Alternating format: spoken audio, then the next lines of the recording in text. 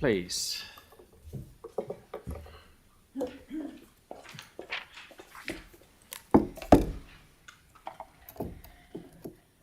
Good afternoon, councillors. Thank you very much for giving me the opportunity to be here this afternoon, and I'm here in Phillips Place presenting for Carter Group.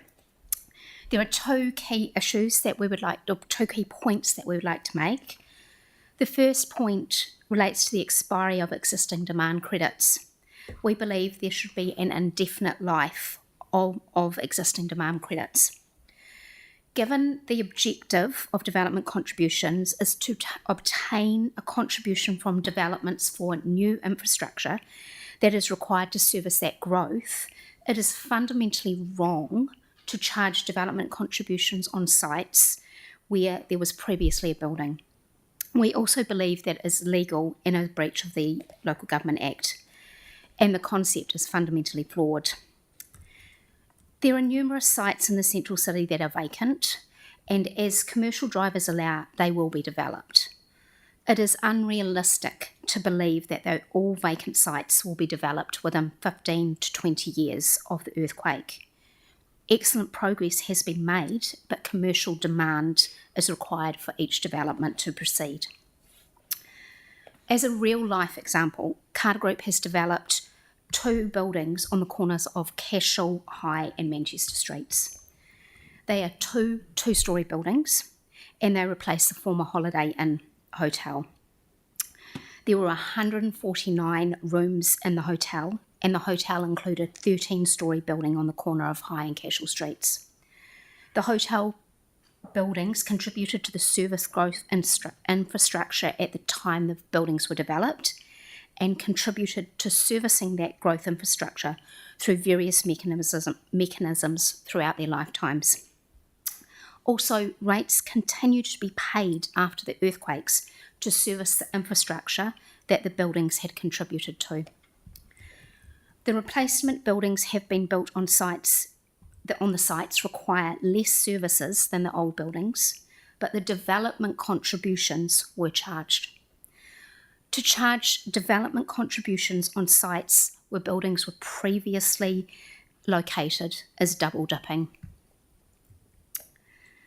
One of the arguments the council may advance is that other councils have expiry dates on their existing demand credits for development contributions.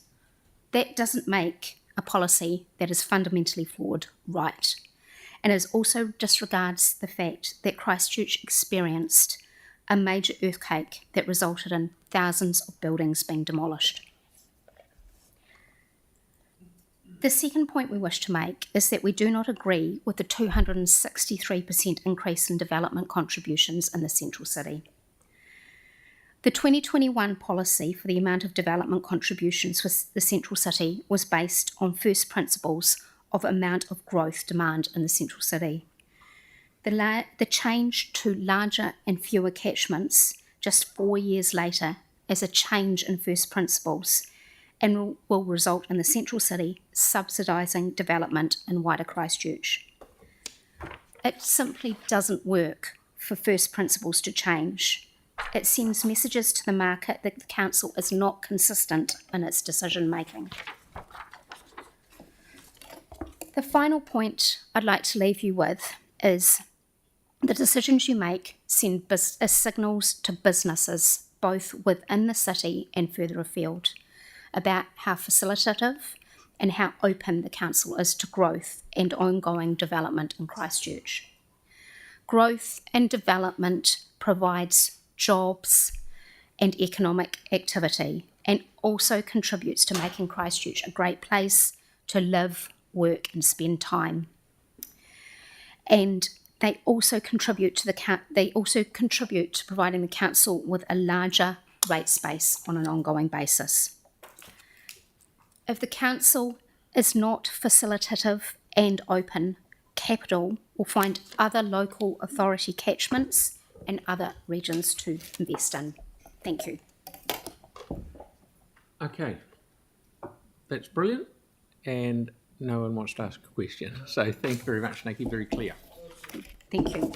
Okay, so now we have Tom and Anthony and Sandamali